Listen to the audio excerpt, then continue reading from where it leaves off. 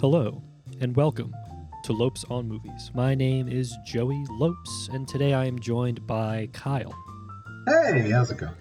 Hey, Kyle, and also Connor. Hey, what's up? Hey, guys. Okay, so we're back. We just, this is our first episode post Snyder Cut.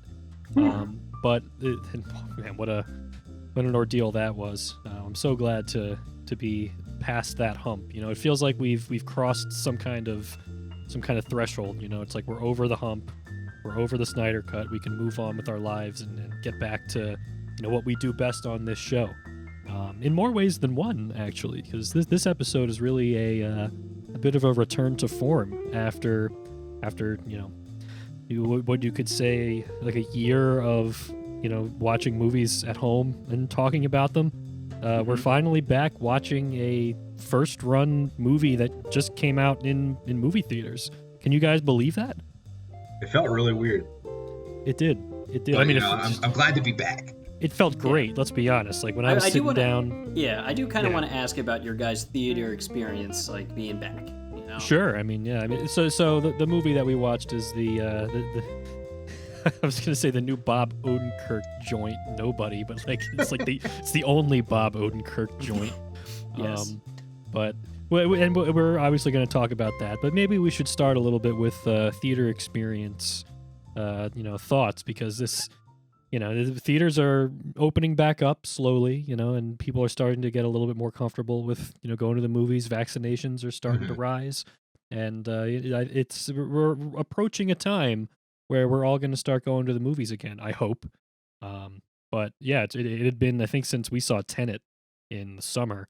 Yes. The last time that we've been in a theater. And this is the definitely the last time we were in a theater where there was actually like some semblance of an audience. Like there wasn't that many people in our screening, but there was some people. So the last time I saw a movie that felt anything like this, it was, I think, Invisible Man. Yeah, whenever that came out. Basically, like over a year ago. Yes. So yeah, it was quite interesting. So so me and Kyle saw this together. We saw this locally. Connor, you saw this, I guess, like probably a little bit before we did. Yeah, like a couple days or so. It was a similar experience, more of a crowd. Social distanced though. There was seats in between. Mm-hmm, it was it was good to be back until the whole group party of like 13 and 14-year-olds are running through the theater like at the like 20-minute mark, going back and forth, that I was driving me crazy. Like, no, this is why I hate this. This is why I hate this. And then until like the security got rid of them, and then it was like, all right, I like this now. I like the theater. I like this. So I got the full experience back of the theater. Wow, that's amazing. Yep. I mean, you got probably like the ideal return to theaters experience. You got the highs and the lows. You got a little bit of all of it. Mm-hmm. The actual whatever you're actually watching in the theater doesn't matter. No, in this case, we're just talking about the experience of sitting there. I mean, I was just thrilled to be sitting in a movie seat, looking at Maria Menounos talking about new advertising TV shows that are coming up. She was definitely on Zoom this time, though. They didn't have her in like the studio to record these Nuvi ads. Yeah, but it was still good to see her though. Of course. She's just like an old friend. It was also good to see Fast and Furious like 19. Oh yeah, we saw a trailer for that. The family is back. They're gonna do something, and now who else would they add but John Cena to the fold? I'm surprised that is this the first one with John Cena? I have no idea. Kyle, do you know? I mean, yes, it is. Actually, I don't know that for sure. It might not be. All I know is that there was no Hobbs nor Shaw, so it just won't be that good. That's true. You're right. Actually, it was. I forgot about this. This was kind of funny. Like the previous trailer before the Fast and the Furious trailer was a trailer for a Jason Statham movie. It was actually a Guy Ritchie movie, who I think was the guy who, like, he kind of found Jason Statham, like doing like Lock, Stock, and Two Smoking Barrels, and then Snatch later on. And he's been kind of just like slumming around making garbage for the past 20 years. But this is like him returning with Jason Statham making an action movie. But when that trailer started, like one of the bad guys was like, "Is it this H guy again?" And I was like, "Hobbs? Wait, but which one is Hobbs? I still don't remember." Who's Hobbs? Who's Shaw? I think that he was Shaw, and that The Rock is Hobbs. I'm pretty sure he is Shaw. I think so. It's impossible to know, so But we came to the movies. We were super excited. We sat down. Kyle got his popcorn to go. He didn't actually have popcorn in the theater. Yeah. I'm not taking off my mask in the theater. That's a good point. It's a good point. Good. But no, I'm sorry. This was just really funny to me. We exit the theater, and Kyle's like, "Hang on one second. I'm gonna get some popcorn." It made the drive home much more enjoyable. I'll just say that. That's great, Kyle. I'm so glad you did that. But let's so Nobody. How about we talk about Nobody? So Kyle, how about you give us a little bit of some stuff about Nobody? Nobody, a bystander who intervenes to help a woman being harassed by a group of men, becomes the target of a vengeful drug lord. Man, what an awful synopsis.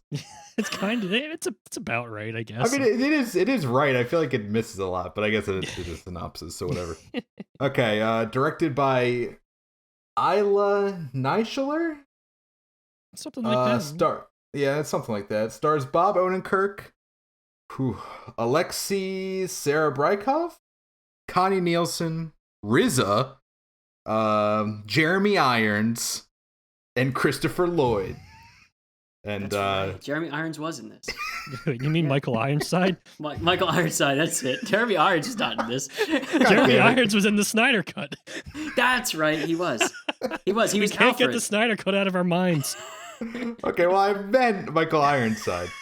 Michael Ironside. And oh man, this movie was written by Derek Colstead, who he wrote the first John Wick, right? Yes, he did.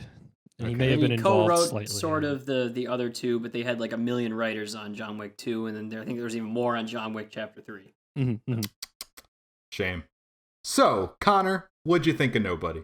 All right, so bringing up John Wick, I think it's one of our first shows on this show was John Wick Chapter 3, and we were all looking forward to it a lot. Oh, that's right. You guys remember? I do. And I do remember there was one point where we talked about how the series was starting to feel like it was becoming a never-ending story that was just going to go on until Keanu Reeves turned like 80 or something, and then when they just couldn't physically make them anymore, and like the story just was getting just dumb and the stakes were gone. It was just bogged down in lore, It's like I don't care where they mint the coins in the John Wick universe. We talked about that as well. So I brought up the idea in that show where what if they just took like the format of these type of movies and then made like a new story.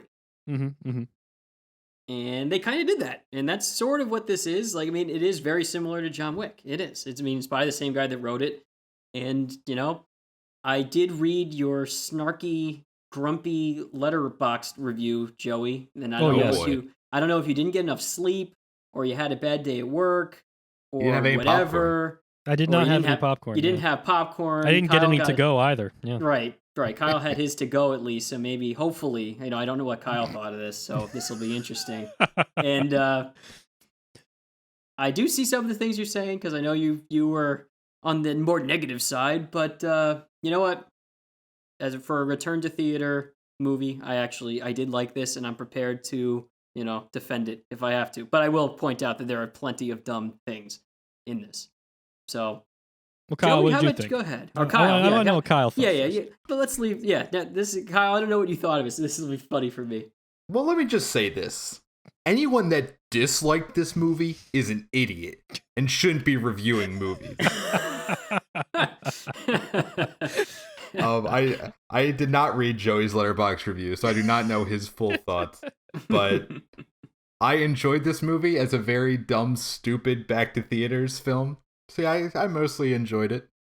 But I'd love to hear what Joey has to say. All right. You guys are like setting me up for, it's like I'm about to be attacked. I've already been attacked. I was the one that was preparing for like to to put up my dukes. No, I was all right. So you're talking about like you read my snarky Letterboxd review. You got to understand something about, when I'm writing on Letterboxd. A lot of it is, and I say this not in terms of like, like worldwide issues. They're politically motivated Letterboxd reviews, by which I mean, like I have a chip that doesn't sound bad at all. I have a chip on my shoulder about particular things, and if something in a movie that's otherwise fine, aggravates that chip, I have to, on principle, despise it. All right, well, bring it up. Okay, go ahead. I really have no problem with Nobody. The issue that I have with it is that I think it felt like a movie that was almost like a real movie, and then in the second half decided not to be a real movie. And like the point of what I'm basically trying to say is that like in the first half, I feel like the movie sets up a lot of really interesting character things with this like main character played by Bob Odenkirk. Is like the basic idea is we've all seen movies like this. The guy with a particular set of skills, right? Yes. Like it started with Taken, and then John Wick is like kind of the new one. And the idea being that these guys are just like unstoppable supermen that can fight any number of bad guys and come out on top. Everybody's scared of them. They're like the greatest like agents, whatever. And Bob Odenkirk in this starts the movie. He's just a family guy, like a family man, like, and there's nothing remarkable about him. And the movie like really, really lays thick into him being like a schlub, emasculated kind of loser. Yes. Like the first thing that happens in the movie, basically the first thing is that his house is robbed by some people, and he has an opportunity to like hit one of the robbers with a golf club and like incapacitate them, but he hesitates. He decides not to do it, right? And so like eventually the robbers just leave, and nothing happens to anybody, but like everybody's like getting on his case for not doing anything. There's even like a police officer outside who's like, that's not what I would have done if it was my family. Yeah, exactly. Some of the dialogue was like Ma levels. Yeah. Like it's just like it's really they really like really hit him hard with these lines. It was laying it on really thick. But one thing I actually thought was really interesting is that all of this stuff, like this whole setup of this guy, is based on something that actually happened to Bob Odenkirk. Like his house actually was broken into, and a similar thing happened where he just kind of de-escalated, and the cop actually did say that to him. Wow, I didn't know that. Yeah, so wow. the actual premise for this movie came from Bob Odenkirk himself. Like he had this idea based on like this sort of life experience that he had, and he brought it to the writer of John Wick, and because he I guess he just decided like I think I could do an action movie, and I want to try to explore this. And I feel like that setup is really interesting. I like the idea of like you're taking this premise of a guy with a particular set of skills, and you're presenting him as everybody in his life basically thinks he's a loser, and he has to kind of like repress his basically like violent tendencies, and because he's trying to just live a normal life. But then all this stuff happens, and like he basically can't do it anymore. Because his true nature to him is like to be a violent monster, crazy person. I don't know about monster, or crazy when, person. When I think say that's a little extreme. I say that because like he revels in violence. Like he does, yeah. Like so I think that's the interesting thing that's kind of like different than John Wick. Whereas John Wick was a character that was kind of forced back into that assassin life. This character Hutch, which by the way, like Hutch, that's a great name. Like, Hutch Mansell, I think is his name. Right? Yeah, Hutch. So in this one, Hutch gave up his assassin life in a similar way to John Wick, but unlike John Wick, he like deep down missed that life. So I think that's like the kind of difference, which I think kind of is fun. It works. I love all this setup. I think it's fantastic. I think and I really, really appreciate that. Like once he's finally kind of hit the end of his, like he's kind of snapped at some, not really snapped, but like the point being like he keeps getting like put down, and finally he can't take it anymore. He just has to like, I can't keep pretending to be this, this family man. It's not for me. I have to get back into this world. And he's just like looking for trouble, and he was just looking for any excuse, really. Yeah, and that's like a very questionable thing for a main character, right? That's like a anti-hero kind of motivation. I really like that. I thought that was like really interesting. But the movie, after it kind of gets this setup, once like the villain is introduced, that's when we start getting into like, okay, now the movie's not really interested in the character anymore. Now it's kind of just interested in like, the thing that annoys me so much is that it almost feels like, and I talked about this in my snarky letterboxd review.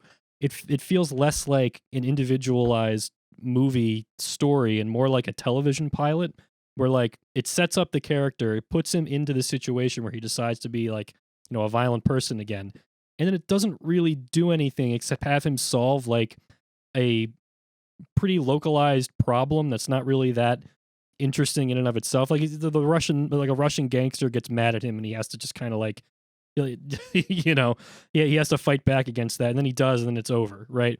Like there's nothing really there. But then it also does all this stuff where he has like a brother and his dad are like also people that are apparently like incredibly strong fighters, and it's setting this up like all these characters, and by the end of the movie it doesn't really feel like it did anything with them except tell us who they are and show us what they can do.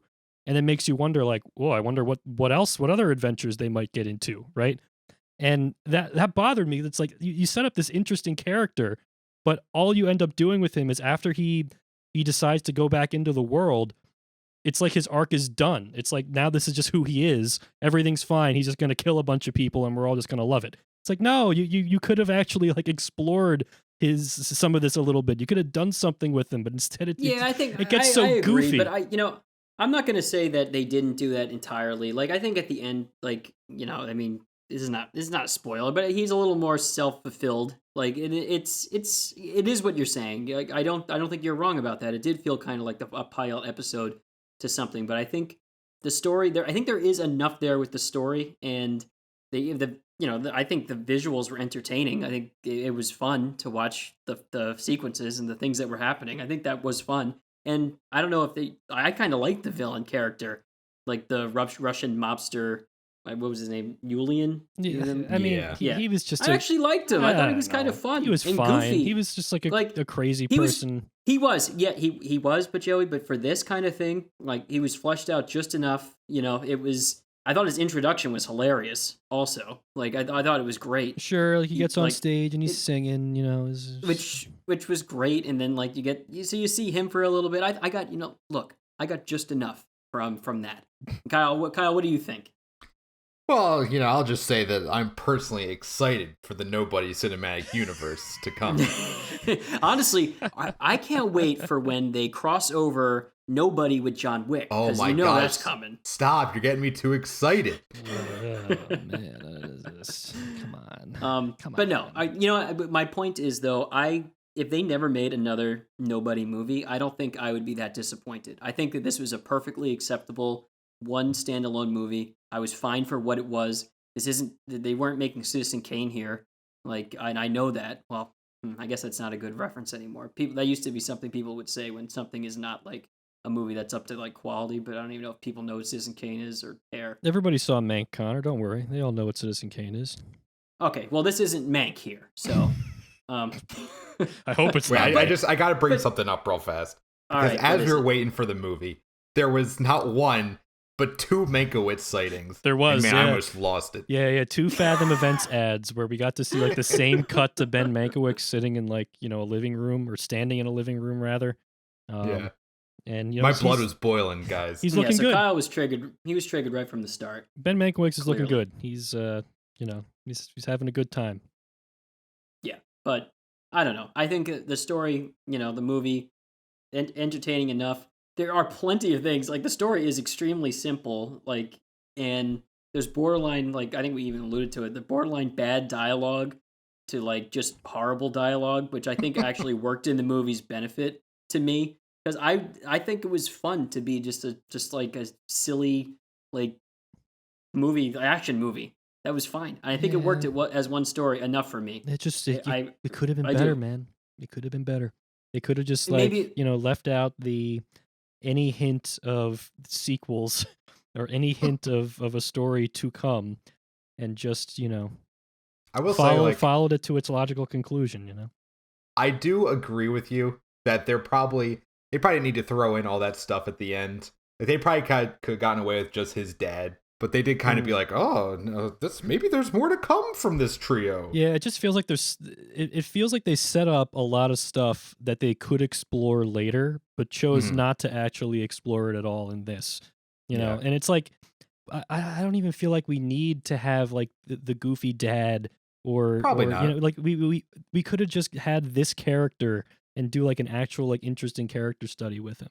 You know, because it's a good character. I liked him a lot. You know, I really think that the first half of this movie is like really promising, and it really is only let down by sort of I don't want to say like lack of ambition. It's more just thinking in terms of, I feel like they were thinking in terms of like, if this is successful, we could make more of these. So we want to leave some things to the imagination and, you know, keep people wanting more. But like, I don't want to see Nobody 2, you know, like, yeah, I mean, you know, you could be right about that, but what I'm saying is I'm fine with this being the only one. And I hope it is. And I mean, Kyle, I don't know if it will be, but I think it was good. I got enough out of it for just for what it was. But I will say there are some things in it that are just like baffling. Like the music choices were like, so there's wild. There's you would go from Pat Benatar to like Louis Armstrong, Wonderful World, to like a synth high intensity and like these strange spots. Like it was, I don't know, it was the needle drops just didn't really do it for me. You know, it's like I didn't need to hear Pat Benatar Heartbreaker during a car chase. It's like, man, it's like, come on. Although, you know what, I do have to say though, when I was like, no, because I knew you know, the movie was a silly, goofy action movie. At that point when that came on, I was kind of like laughing and happy at the same time. Like, this is so dumb. But it felt a little low rent to me. I don't know.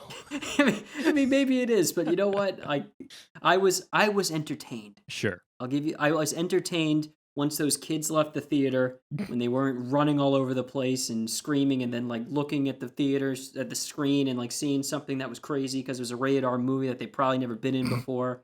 But now, you know, they're in. That was. Yeah. I'm so but sorry. After that, like, yeah, you know, it was a good, like, dumb, fun movie to watch in a movie theater. Mm-hmm. Like, if I had to pick between this and Godzilla vs. King Kong, I'd pick this every day of the week. Because Godzilla vs. King Kong would just be the most, like, awful thing I could possibly want to see. I'm almost certain that Godzilla vs. Kong or Kong vs. Godzilla, I don't know which is first, actually, now that I think about it. I think it's Godzilla first, but I could be very wrong. I'm sure I've seen the title like 100 times, but I can't remember. If it's anything like Godzilla King of the Monsters, then not only that's what I'm basing it off of. Not only do I not want to see it, but I just actively wish it didn't exist. I think it's not like that. I think that they took the criticism from that one and they actually delayed the movie like a fair amount, and then they went way over the top with it. Yeah. Like, so it's really silly, which I think it's just, I don't have any interest in that. There's no point. Of course. But there is no back to this movie. How old is Christopher Lloyd? Gosh, he's old. Yeah, he's old. I guess you have. He's old. I kind of expected him to be like older. You know, I didn't expect to see him in a movie like kind of doing wacky stuff. You know what I mean? Yeah. Oh, wait a minute. Christopher Lloyd has made a career on wacky stuff. I know, but like, he's like 105 years old right now. He seemed old in like Back to the Future, man. That was like 40 years ago. So I don't know. I was just surprised. You know, I was surprised, and I also like completely didn't believe it when he started. Like I feel like the climax of this movie is completely ludicrous. Shut up. But you might be into it. You might be into it. Like exactly. Exactly. Yep. My problem is that this movie pretended to be something better than it ended up being, and I can get down with something that's stupid, but like, man, don't make me think that you're going to be like, you know, good. Just lean in on the stupid, like right from the start, which I guess I should say, like, the movie does have a lot of dumb stuff in it, but at least it's like in the service of like setting up the character. Like, one thing that just like, they're trying to set up Hutch's life as a family man is miserable. And one of like the key things that they keep showing is him like missing the garbage, like not putting the garbage out to the curb in time. Yeah. And like he's always missed it by like just a few seconds. The garbage man's leaving. He's like, no, come back. Ah. He's like all angry. But I'm just like, bro, just like put it out the night before. Like, what's the problem here? How does this keep happening? It's such an easy fix. Like, I just don't get it. And they show him like multiple times not sleeping, right? Like he's staying up all night. Like you're not gonna remember the garbage. But that's how much of like a sad sack he is at the beginning. Like just like he hates himself. He like his life is just, it's so mundane, and he can't take it. He misses that old hutch. It's just put it out the night before. I don't know. I thought it was all fun. It's again, like I'm harping on things mostly because I felt like there was something here that could have been a little bit better than it ended up being. I feel like the second half let me down a little bit. Yeah. Okay. So then I agree. I agree with you there, but I don't think that means that it's not good. No, I'd still wholeheartedly recommend people see it. Like you're gonna have a good time. Especially for 2021. If you look at the slate of movies that are like slated to come out for the next like bunch of months, Nobody is the best one out of them. This is the best movie of 2021. I'm just saying that right now. I mean, if I looked through the thing, like nothing is jumping out at me that I know is coming out yet in the next like 5 months at least. But yeah, I don't know. I thought it was fun, and Bob Odenkirk was good in it too. Oh, yeah. I never thought of him as like a leading man. Like really, I know he leads the Better Call Saul TV show, which he's good in. But he's a funny comedian. But I thought he pulled it off. He pulls off the action. It's not too bad. I think he does a decent job. He's no Keanu Reeves, but he's no, he's no Keanu Reeves. No. Yeah, he's admirable job by Mr. Bob. How crazy is that going to be when it's the inevitable John Wick and Nobody crossover? Like Bob Odenkirk's probably going to have to feel like he has to like step up to get to Keanu Reeves' level. He's going to come in all jacked and like ready to go. I will say give it a month and Bob Odenkirk will look just like Kumail.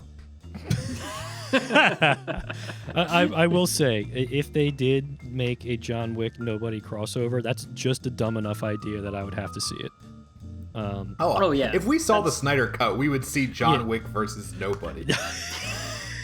Are you kidding me? Like the story writes itself. Like Hutch has to track down John Wick because he screws up something in the real world that is interfering with something that come on, it's like it's simple. And they're both getting double crossed from like both of their agencies, like the Assassin's Guild and his from like the government stuff. It writes itself. Like they probably already have a script for it. As long as they give each character a long backstory and there's only like 5 minutes of fighting, then I'll be happy. Well, that'd be good. That'd be really good. Yeah. No, what I hope is in John Wick versus Nobody, they fight a couple times in the movie, and then Mecha Wick comes in at the end. And they have to team up to defeat Mecha John Wick. And then Nothra comes flying in and starts joining forces. All right, guys, we'll see you next week.